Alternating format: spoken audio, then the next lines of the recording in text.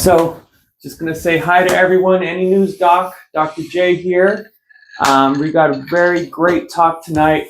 Autoimmune condition called Ankylosing Spondylitis. I got a great guest. Actually, we're doing a co-podcast. He's got his YouTube channel. Yeah, this will be up on YouTube in a couple of days, edited and sent out. If you guys want to kind of join my my little journey that I'm going through, would be awesome as well. And we'll get that link for his channel on YouTube as well. So we're going to get started.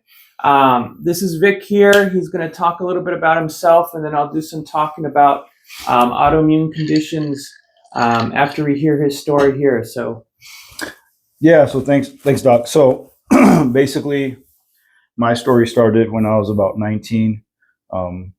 Folks want to know that I was diagnosed with ankylosing spondylitis I think it's about 7 years old, 30. But my symptoms started when I was 19. It actually started with eye inflammation. I kept on getting about 2 or 3 times a year. Didn't understand why. They had to get me on steroid eye drops. It got to the point where I get to go to the eye doctor. They already knew, here, just take the eye drops. The eye doctor, I was 19, so I never really did an actual follow-up. I was like, just get me something for the pain. And they just kind of went through it with, the eye issues, not really knowing what's going on. But one of the eye doctors actually said, hey, you need to go see a rheumatologist. Little did I know at the time that was the first signs of my autoimmune issues. And went through PT school, had a little bit of pain, but my symptoms didn't really start until I was 27, which I was already a physical therapist. Looking back at it now, it's kind of cool. I had a lot of clinicians take a look at my back, my neck, and they couldn't. I was unresponsive. So then they started telling me, hey, you need to go see a doctor.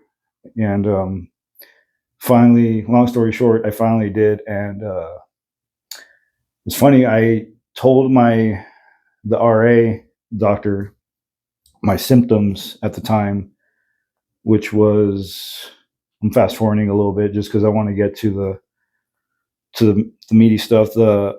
At the time, my calf was my right calf was twice the size of my left calf. My eye was inflamed as per usual. Pretty bad shoulder pain. Pretty severe back pain. And as I was telling the doctor, I was already a PT at this time. He just asked me, he said, you think you have AS, don't you? And I was like, yeah, by that time, going through school, finding out the signs and symptoms of it. As I was in school, I was like, I kind of, thought about it a little bit. But once I got out of school and the symptoms kind of flared up a little bit, as I was telling the doctor my symptoms, he was just like, you think you have AS? And I was like, yeah, I think I do. He's like, okay, well, come in. We'll do a test. The tests they did. Luckily, I think I got lucky because I'm a PT in the healthcare system, kind of knowing what symptoms to kind of look for. I was able to communicate, my history very well. So he went straight for the test, which was the main test he looked at was the CRP protein. My inflammation was pretty jacked up, and HLB27, which came out positive. And then the x-rays. And the main thing that kind of with the x-rays that showed was my right SI is fused. So that's kind of where kind of my journey had been starting, but I kind of realized, hey, I have to do something about this, So yeah, do you have any questions right now? Because I can go into just, let's check if there's any questions in the chat first. Yeah, because I can go into the meat stuff right now. Right, and you're saying, so just kind of for a lot of the non-medical folks, PT, so he's an actual physical therapist, doctorate in physical therapist, I believe, and so he's done a whole lot of schooling there. And then that SI, that's a joint kind of in the butt region there. Kind of just go more into detail if you can, just kind of. As far as the the signs, symptoms, and all that fun Right, stuff. right. Okay, so I think what's really important is I'm gonna kind of backtrack on as far as the signs and symptoms. Um, what I needed to realize after getting diagnosed and going, having all these issues, slowly and but surely, I started figuring out the triggers of it, because that was the main thing. It's not something, these autoimmune issues it's true. There's no real um, cure for it, right? I mean, it's just something that we all live with. I think a lot of people live with that don't even know they have these autoimmune issues. I mean, I'm going to divert a little bit, but I when I'm in the clinic and I have patients, they come out, and some of the times the way they're coming out and responding, it's like, man, this sounds like some kind of autoimmune issue, because it doesn't seem very consistent with my mechanical training, you would call it. But what I would be looking for is stress. Actually, was kind of a big one. People don't even realize how big stress really affects your immune system. Foods was another big one that I had to look at.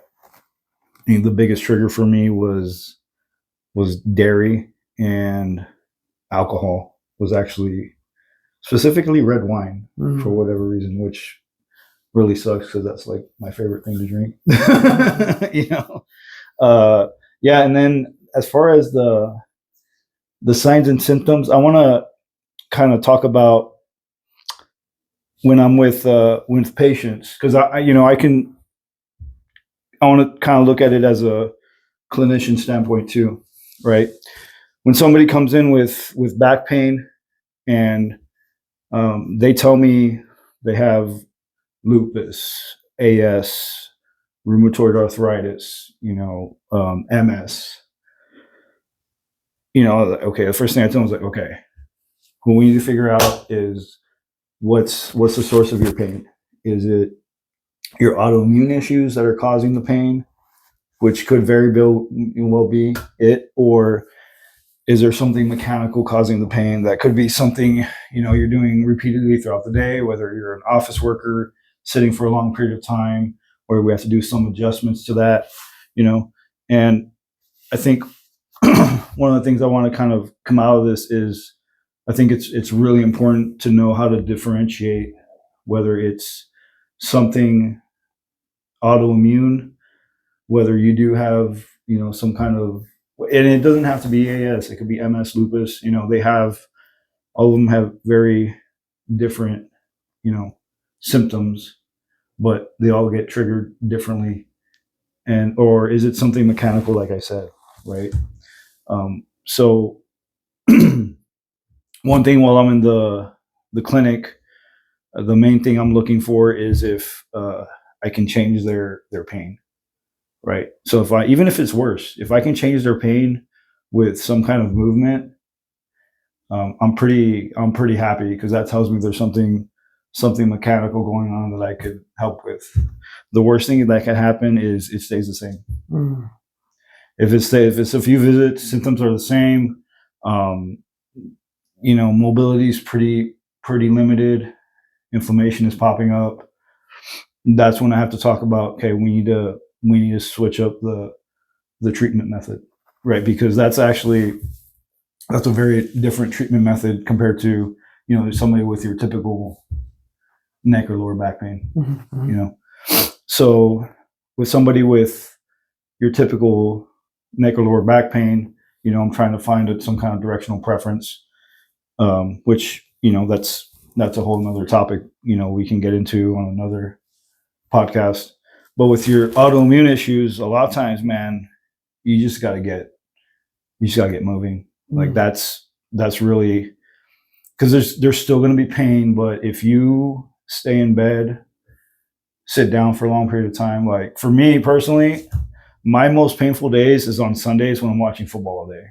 It freaking hurts, So now I make it functional where I'm like, if I'm going to watch football, I'll cook, I'll meal prep, I'm moving around, doing, whatever chores I have to do. And so that's unfortunately with autoimmune issues, the worst thing you can do is just kind of sit around. You really have to stay active, you know. And one thing that I try to one thing that's really important is make sure you're doing something that you like to do, whether it's going for walks, weight training, running, doing yoga. It really doesn't matter, you know. That's kind of what that's one thing I kind of focus on. So, and it's hard, man. I gotta tell you, the autoimmune patients are pretty hard because I'm lucky because when I tell them, hey, I have AS, and they realize like, oh my god, this guy actually understands my pain. It's still really difficult to get them to realize like, hey, if you don't move, it's gonna get worse. You have to stay active. And that's probably because I mean, I get it, waking up in the morning and having really, pretty, whether it's your back, shoulder, neck, it's not very motivating to get out of bed. So that's probably the hardest part about it as far as um, patient care. You know, let me see. As far as my my, I kind of want to talk about when I when I got diagnosed. They actually put me on Humira, which is a biologic for autoimmune issues, and man, that was they actually put me on prednisone injections or prednisone um, pills for the pain, which I would not recommend because it was pretty painful, man. But the pain, but the medications, it had some pretty wild side effects as far as mental. I was it got me really angry.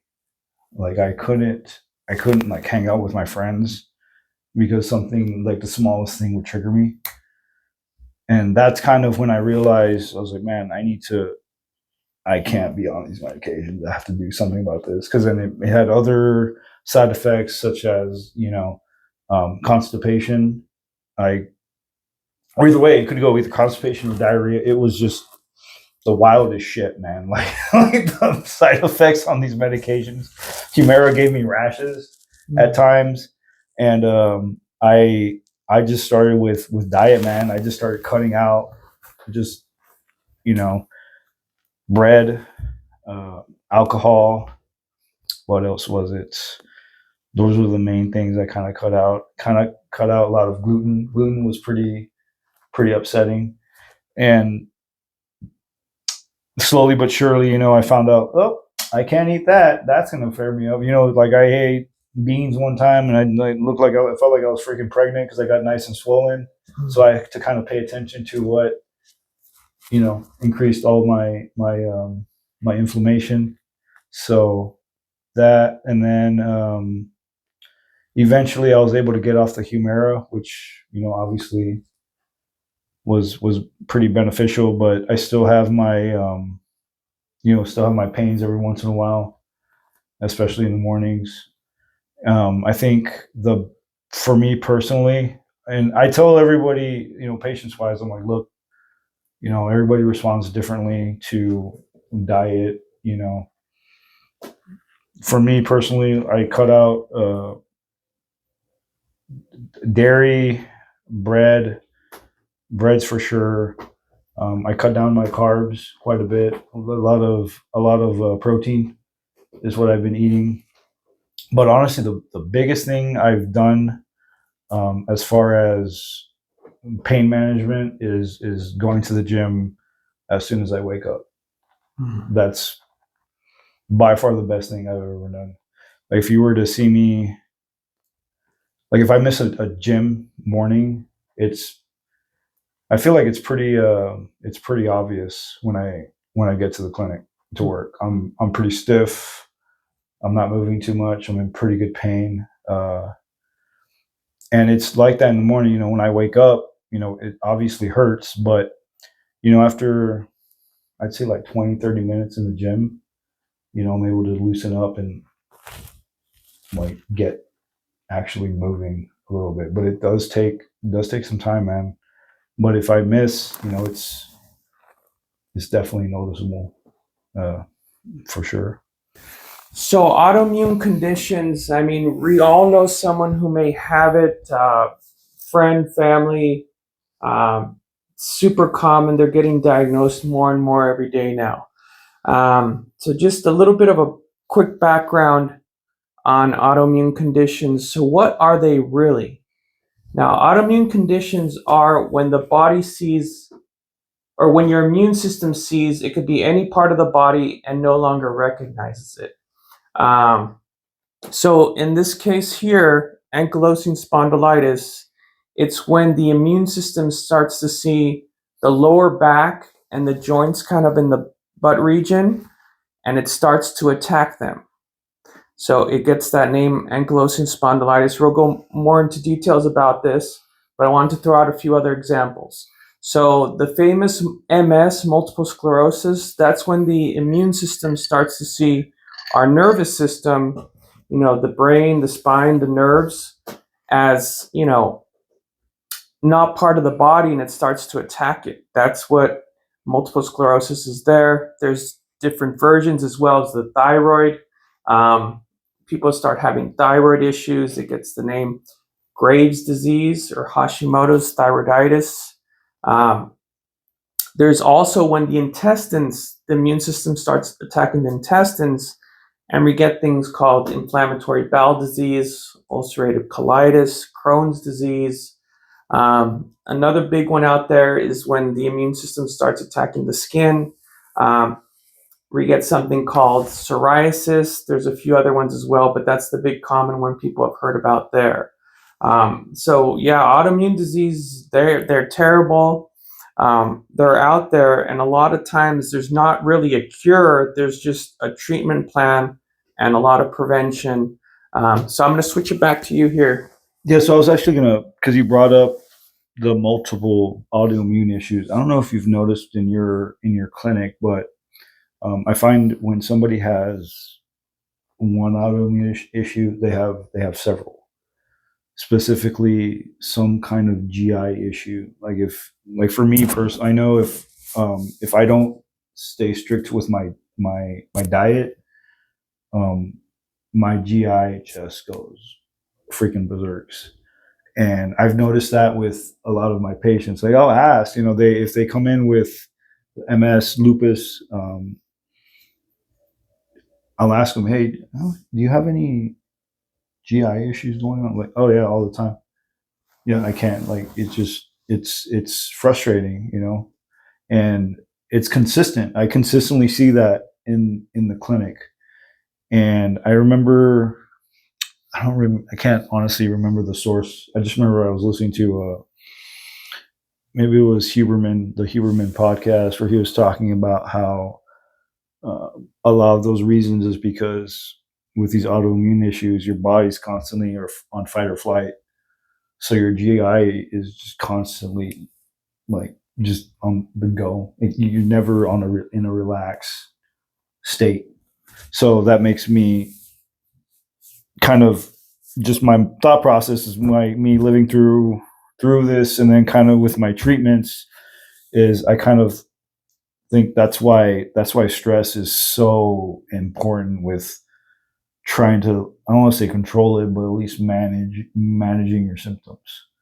Because it's funny, the symptoms always were the worst when I was actually doing travel therapy, because that was a different kind of stress. I mean, man, I was scared about, I don't know if you know too much about travel PT, but they can, if they hire somebody, they can cut you on the spot. You got 2 weeks to find another job. And if you don't get a job in town, you got to move to a different state or a different city, and I only had two licenses at the time at New Mexico and Nevada. So when I was in Reno, there was a time where I was like, shit, they Concentra just hired somebody. I don't have a job. I couldn't find anything in all of Reno, even in freaking Vegas for some reason at the time.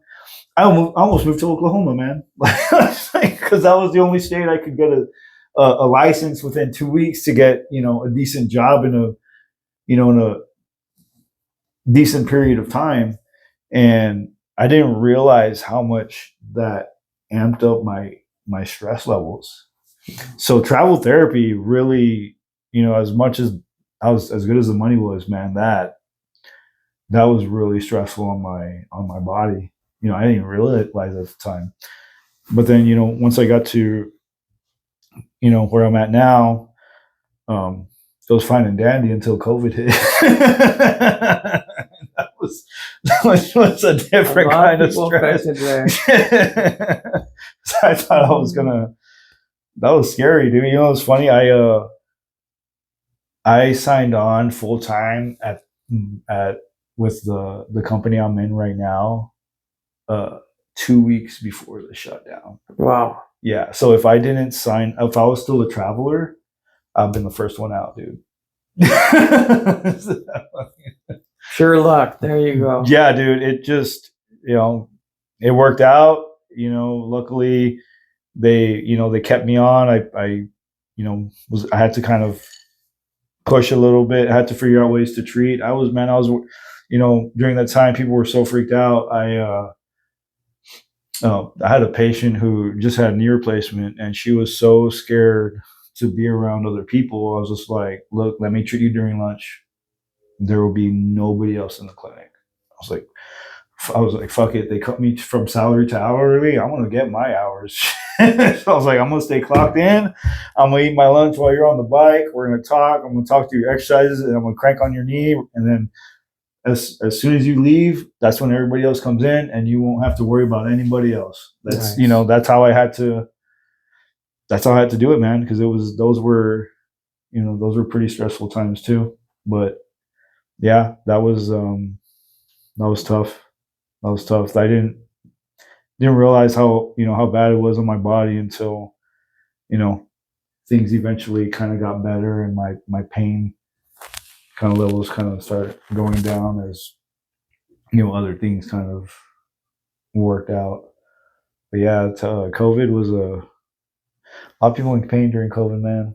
That was crazy. Can I I want to kind of dive off a little bit since we're talking about COVID. I don't know if you remember, but those vaccines were pretty painful, and I got to find. I even was, which is true. My shoulder was in pretty serious pain, and I had I told I do dry needling. You've done it where I get needles inserted into the muscle tissue, makes the muscles contract on the point of fatigue, to get the muscle tension calm down. So my shoulder was so much pain afterwards. I needled my own shoulder, and then I, had somebody, massage it out with the Graston tool. Within 10 minutes, the pain was gone. I told the front desk, I was like, if a patient tries to cancel because of the vaccines, tell them I can get rid of their shoulder pain. And if they don't believe me, then, we won't charge them. Trust me. They were coming in, they're like, oh my God, this is a miracle. I was like, oh my, yes. I was like, I'm keeping my job. I'm just trying to get hours in right now, man. I was doing whatever I could to get my hours in. Like, I was really just, man, COVID was freaking wild, dude. COVID was freaking wild. But yeah, man. Have you noticed any, like, in your practice, have you noticed like patients that come in with autoimmune issues having other symptoms that could be related to other autoimmune issues? Like, let's say somebody comes in with lupus, and you're like, well, it almost sounds like you have Crohn's disease or something like that. Have you noticed that in your? Definitely, yeah. Just kind of So twofold question there. Really quick. So lupus is a really tough, nasty autoimmune condition because that can actually affect multiple body parts. Um, it can affect the kidneys, affect the skin, affect the heart as well. It can really damage different body parts there. Um, but one of the underlying things is, yeah, a lot of times these folks will have some GI issues, constipation, diarrhea, and a lot of times overall, folks get really frustrated because they'll come in, we'll do a lot of tests, and we just don't find anything off the bat. Or we'll see one lab a little bit off, and a lot of times it really takes time for autoimmune conditions to really present themselves and just be out there. A lot of the rheumatologists say it does a little bit of hide and seek for a while before it's really pronounced there. And I feel bad for a lot of patients because they get really frustrated because they say, I know something's wrong with me, and you can tell, I know you're going through something, but right now the labs aren't showing. And just to talk about Yes. some of the common labs. So I know you said earlier CRP. So that's a lab, C-reactive protein. That's really great at talking about inflammation in the recent past. So like we can do pretty recent inflammation. That lab's really good for it. The other lab, which is called the ESR, sediment rate, that one's really good about talking about inflammation a longer period of time. So those are two super common labs that for any autoimmune condition, they usually get those on a regular basis. Right. The other one is the famous ANA. Now, this isn't a catch-all for autoimmune conditions because there's a lot of autoimmune conditions clear as day that are not positive for ANA. So it's all about ordering a good amount of tests, autoimmune panels. There's a lot out there. So based on symptoms, it kind of helps the docs kind of realize, all right, I'm going to get the ANA, the CRP, ESR, the autoimmune panel, and I'm also going to reach for this other lab. Like in your case with AS, Ankylosing Spondylitis, the lab HLA-B27 is really good to kind of check for that. Now, there's four autoimmune conditions that fall into that. Now, that's going to be the ankylosing spondylitis, psoriatic arthritis.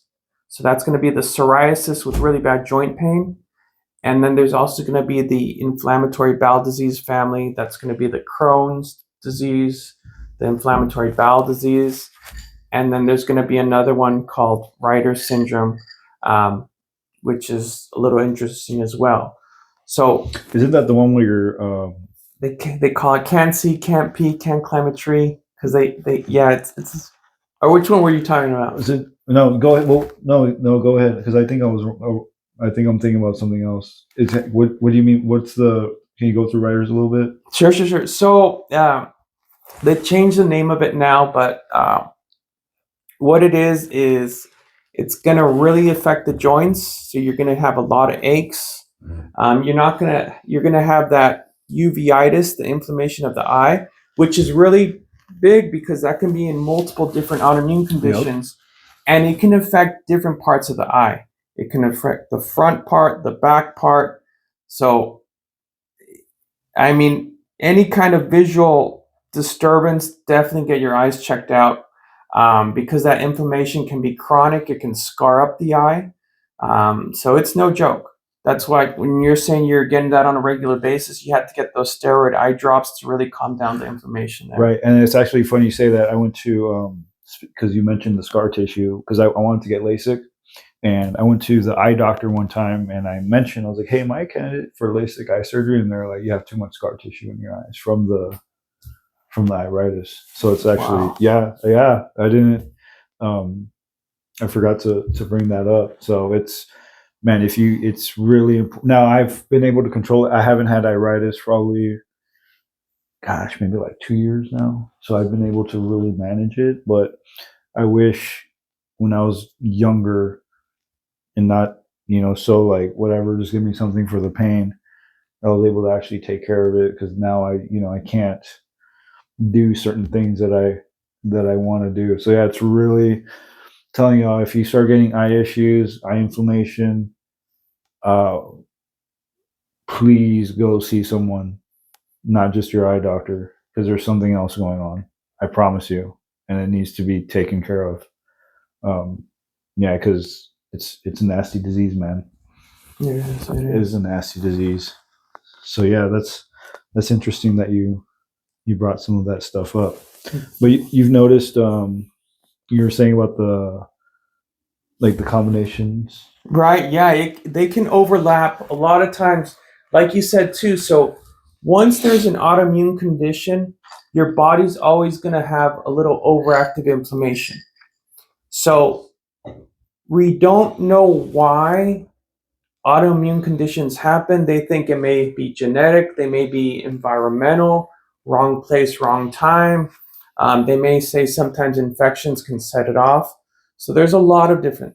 Anyhow, once there is an autoimmune condition, your body naturally has that extra inflammation. So you're always your immune system's always on high alert there. Now, a lot of times folks can kind of have some kind of trigger, and that can set off another autoimmune condition. And then we can have kind of a snowball cascade effect, and it can kind of just be a nightmare for a lot of folks there.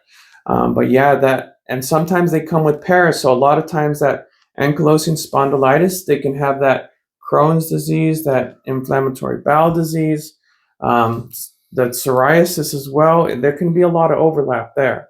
So it's really, like you said, which is really good prevention, finding out what the triggers are and really kind of avoiding those triggers.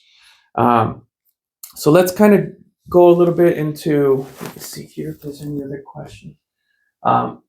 Let's also go into, we talked about the labs there, imaging wise, right? Right. So you had said really about the x-rays. So ankylosing spondylitis, we talked about inflammation, that lower back. But what happens with all that extra inflammation? That inflammation starts to add on new bone to that area.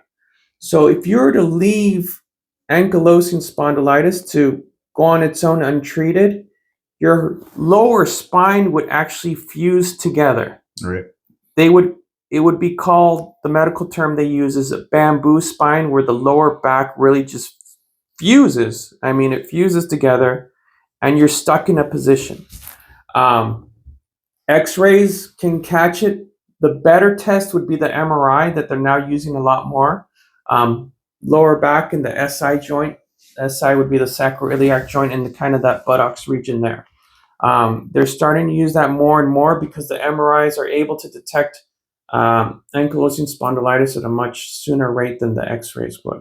Because they were able to detect the bone growth? Yeah. Is that what it is? Yeah, okay. The turnover rate of the bone. So it's right. More and more. I mean, when you come in with it, automatically they'll probably do an X-ray quick and easier because the MRIs take time to get scheduled and all that. But the school of thought is now leaning a lot more towards that MRI to get that. Oh, because so I got my X-rays when I got diagnosed. That was in 20. I think that was 2018. Is that more of a recent thing when they started using the MRIs? Okay, yeah, they never mentioned it. They just mentioned the X-rays. But I guess, I mean, like between the blood work and I think the main thing he looked at was the only fusion I had was the SI joint. And that's where he said, yeah, between the fusion, which was the bone growth, the HBLA 27. And the CRP protein was the numbers were skyrocket high. He's like, yeah, we need to. The first plan of action, I can go over that a little bit, was they went. He actually didn't want to give me the prednisone.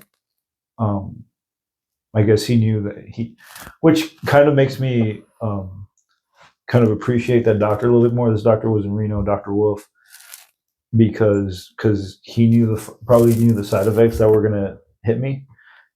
But I was so desperate, and as far as my pain situation, at that point I really didn't give a shit. I was like, man, I just need something for for my eye, my back pain, because even it was my flare up was so bad that the steroid eye drops wasn't touching my eye. It was like this was the longest I had that inflammation. So it was really, really starting to freak me out, man. To the point where it was actually my buddy Lauren. He saw, he because he was my roommate in Reno, and he'd see me every day. He's like, dude, it's your birthday, like next week for your birthday, I will drive you to the doctor. I was like, I need you to go see a rheumatologist, because I couldn't do anything, man. It was the wildest transition of being able to go hiking. I was rock climbing. I was doing yoga every day. I was really active and fit, but then within like 1 or 2 weeks, I couldn't do anything. I couldn't move. I was doing home health at the time, and it got to the point where I'd go to the patient's house, and the patient was like, "Are you sure I'm the patient here?" I was like, "Yeah, I don't know, man. Just, just, just kick your leg. I don't want to talk right now. Too much freaking pain." I was popping. I was popping a leaf like medicine, man. It was crazy. I was taking so much medication just to manage it, because if I didn't take a leave and Tylenol, oh god, it was bad. I was just taking that just to get through the day. Wow. That was the only, like, it was that bad. And I hate to. He feels bad, but what really set up that flare up was it was my buddy's birthday, and my buddy Sonny, and he wanted to go. I wasn't feeling well, like leading into it. Like I kind of feel like there was something wrong with my body. But it was his birthday, and he wanted to go drinking all day, and we drank from like 10 in the morning to like 8 at night. And I was like, towards the end of the day, I was like, man, this is gonna be bad. And I told him, dude, I need to go home, but I couldn't drive because my eye was really bad. So I think, from what I remember, I think I had my friend. I think Jessica had to drive. I said I was drunk, but I wasn't. It's just I couldn't see because of my eye inflammation. I was just trying to kind of hide it. And then that next morning, just went to hell. Yep. So it was the alcohol, and I think we ate pizza like crap just all day, just trash all day. Next morning, it just went to hell. And then that flare up lasted probably like 3 or 4 months. Wow. Which I was about right. Sometimes, if it's not too bad, it'll last a couple of weeks. But that one was bad. It lasted about 3 or 4 months. But I also think that, kind of back to the stress levels, I also think, because I'm trying to remember, I think it was also because I was stressing out. My home health contract was, I think, going to come to an end. So I was worried about getting another job. So I think it was a combination of stress and then feeding my body trash that just exploded. Kind of remembering back to what happened. Luckily, the going back, the doctor gave me the prednisone. Symptoms came back down, but it was making me go freaking crazy. He had me on Humira, which those had their other side effects, as far as I couldn't sleep. I had a rash, and then I ended up changing my diet. Long story short, I cut out meats. I went like almost straight vegan for a little bit, and that helped. But I think it helped mainly just because I was just eating more plant based. Mm-hmm. Because now I eat meat and I feel better than that. But I only eat meat, a little bit of rice, eggs, fruit, some veggies. That's my main diet. I don't really go fast food, and not too much into gluten at all. And between that, yoga, and sauna and steam room, man, I'm telling you, godsend. Between those things and going to the gym right when I wake up, it's probably the best I've ever felt. And let's right talk now. about treatment there, because the actual treatment for AS is, like you said, exercise. A lot of folks will wake up very stiff from that inflammation overnight. So when they get up, they feel really stiff, and it really helps to start stretching, start moving around, and that helps loosen up those joints there. So if you look textbook, it actually will say exercise, the patients will feel better. Right. After that, a lot of cases, they're going to try and use, like you said, the Aleve family, ibuprofen, aspirin, naproxen, meloxicam, a lot of those anti-inflammatory medications. If they don't have stomach or kidney issues, a lot of folks have stomach issues. So it gets more complicated, and that's when they start reaching for those immunosuppressive medications, like you said, Humira, some of those injections that really kind of shuts down the immune system, and then you start running into other issues there. Right. So I really like how you said it, though, prevention. You start finding out what are your triggers, you can really help reduce those flare-ups, because these autoimmune conditions will flare up from time to time.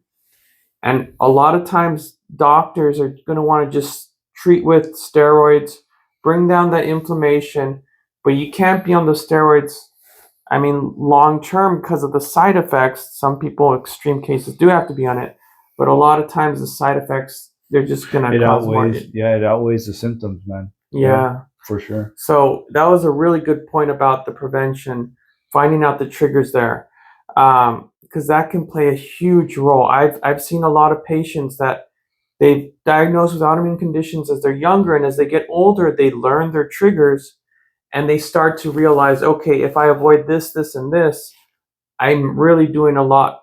I'm seeing a lot less flare-ups. So it's about learning the flare-ups there and how you can avoid those. That was a solid point there. Right, and I bring that into the patients. I always, once, like I said, I kind of go through. Like I said, I find out if it's mechanical or if it's some kind of autoimmune issues. Like I said, I find out, okay, is it something? Are they responding to repeated movements? Are they? Like I said, that's kind of another whole other topic. But let's say mechanical PT world, if they treat responding well to that, or is there no change in symptoms with very specific movements, and is it constant, like constant as far as, yeah, it hurts when I do, like, at right in the morning, really really stiff and painful. It feels better like if I just start moving. It doesn't even matter what exercise. Yeah, just if I get up and walk a little bit, hurts, but it makes it a little bit more manageable. So, okay, cool. This is starting to sound a little bit more autoimmune. Talk about it a little bit more. I give them, I'm like, all right, game plan. I need you to pay attention to when your flare-ups come up, not just what you're doing, but what did you eat that day? What did you, were you around? Was it stressful? Who were you around? Pay attention to that. I want you to really find out let's dive into what's triggering these symptoms. I had a lady, this was actually my first contract in Vegas. I was at ATI, and I had a lady, I remember talking to her. She fit the autoimmune because she wasn't really responding to any of some of my treatments. So I asked her, I said, can you pay attention to what you eat? And, let me know if anything gets flared up. And she came back, and she's just like, she came back just inflamed. And she's like, I had pork for the first time in a long time. She's like, and a few beers, and oh my God. And I was like, all right, that's one right there. Right, we found it. I was like, money shot. All right, cool. Now guess what? Don't have that, right? Process of elimination. We learned it the hard way. Now we know. Let's stay away from that. And now, what do we do to get rid of the inflammation? We just gotta get moving, right? Heat also. I found that the sauna steam room, just for me personally, just I guess since we're talking about, I can go into a little bit more detail. But before, like I said, I had a lot of GI issues. Between going to the gym early and doing the sauna steam room right afterwards, early in the morning, it makes my metabolism just go, and I'm able to do what I got to do in the morning, and then for the rest of the day, free as a bird, man. It's such a life changer. Nice. Because before, Sauna or steam room or both? I'll do both. I take on the weekends. I'll do the steam room if I have a little bit more time, because afterwards I have to like shower at the gym because I'm just soaked and drenched. But during the week, I'll do the sauna, and the sauna is a little bit more tolerable. The steam room's pretty, but the steam room, that really, like, if I go to the gym, go to the steam room afterwards, I gotta go. Like, I'm flying home to go to the restroom. But then afterwards, I'm good for the day. I feel like my body's just cleared. My GI system is cleared. I tell my autoimmune patients, I was like, one of the biggest things I do is heat therapy, sauna or steam room. I'm telling you, man, for me personally, such a game changer. It's good to know. Yeah, it's weird because it was so stressful. Like, I hated, like, when I was in Reno, my friends wanted to go on a hike. I didn't want to go because I was like, man, in the middle of it, I'm gonna have to take a shit. Like, I want to go outside. I was like, nah, I don't really want to go. I'll be like, what time? What time are we gonna get back? Do I have time? Is that gonna be efficient time enough for me? And now I'm like, yeah, that's cool, man. I'm good. I'm good for the day. I don't have to worry about it anymore. Nice. I know it sounds dumb, but man, that was really stressful, dude. Like, I had to go like fucking like sometimes 4 times a day. It was bad, man. And now, like I said, I've been able to just, with my routine, like, it's one less thing to worry about. Which I don't know if some people might think that's kind of weird, but it's to not have to think about going to the restroom 4 or 5 times a day. That's huge. That's pretty big, man. That's huge. That's huge. Very inconvenient. I'll tell you that. That's huge. Really quick. Let me see here. I think you did really good at saying there's a few things that I want to touch on there. Diet is huge. 2 triggers automatically right off the bat. Alcohol. Alcohol causes a lot of triggers when it comes to autoimmune conditions. The other one is, you said it, the refined sugars. Now that's going to be a lot of the breads, the gluten. Mm-hmm. That refined sugar, that just is a quick surge for inflammation. Yep. So inflammation loves refined sugars. That's why a lot of folks, when they start cutting back on that on their diet, they'll notice decreases in their flare-ups there. So that was some solid points there. Yeah, and when people say they want to go on a diet, this might not be just autoimmune related, but man, it's not just cutting calories. Like, you have to really pay attention to what you're eating. Don't be eating fake bullshit like sugary, just potato chips for your carbs. Like, eat real food, and it'll make you feel so much better, man. It's such a game changer. That's one of the reasons, like, I don't like traveling. Like, if I travel, if I do a road trip, I'll meal prep and make sure I have a hotel that has a fridge and microwave in it, so I can be able to, eat whole food. Because if I go on a trip and I'm eating like crap the entire time, then I'm just gonna feel like shit and I'm not gonna have a good time. So I'm constantly aware, even on vacation or anything like that. I I make sure I eat healthy. Also, if I get a hotel, I make sure there's a gym nearby that has free trials, like local gyms that have free trials. I'm telling you, man, such a game. Like, I did a continuing education course in Reno a couple weeks ago, and I made sure I got a hotel that's next to a 24-hour gym because I make sure I go before the class. Luckily, we're in Vegas. Everything's open 24 hours, but not everything. Like if we're outside of Vegas, you gotta do some research. So I was able to find a 24-hour gym, which was only like one in Reno, and I was able to get their free pass, their 2-day free pass. Nice. So uh, so when I was at the course, went to the gym, did my thing, did the sauna. I kept my routine. So when I got to the course, I was able to focus and not have to worry about pain or having to go to the restroom every like 2 or 3 hours, which, like I said, sounds kind of weird, but man, having to going to the restroom in a place, like in a small place where like with a bunch of strangers and anxiety. So it was nice, man. It makes me, it's a life changer for sure. Little things like that. Yeah. Well, we're gonna wrap things up soon, but what other big things do you want to mention before we finish up? Like as far as people who are kind of going through it. Oh, there's nothing wrong with you. I used to do some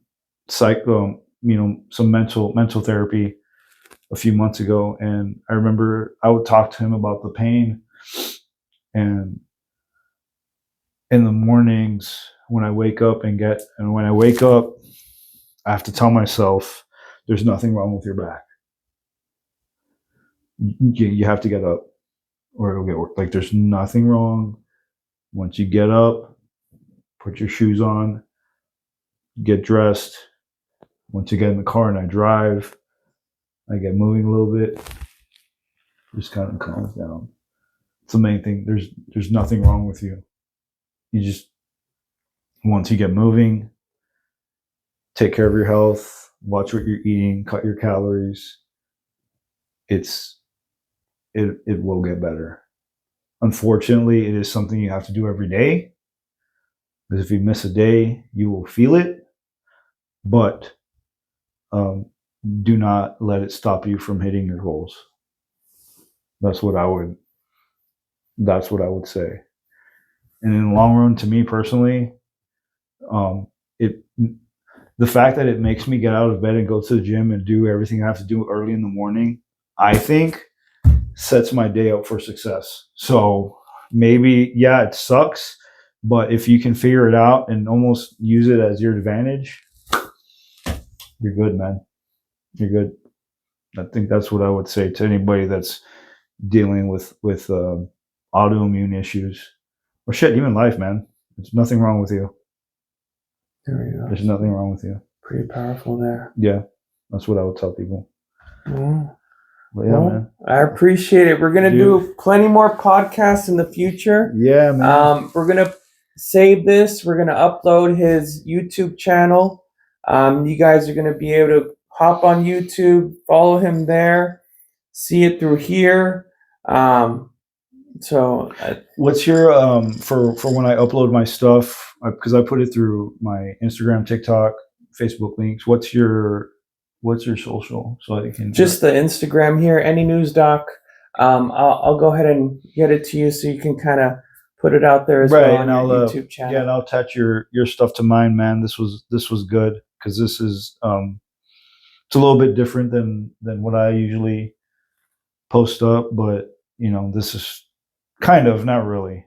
I do talk about some of the stuff that I kind of mentioned here, so it was a fun one for sure. Yeah, I appreciate you. Definitely, we want to do,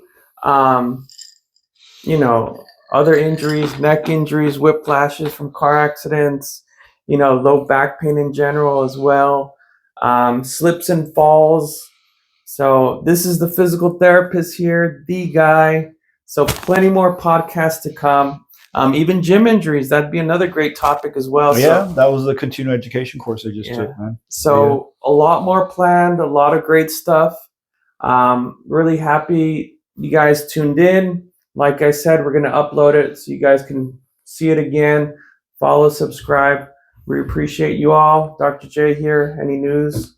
You guys take care. All right. Peace out, people.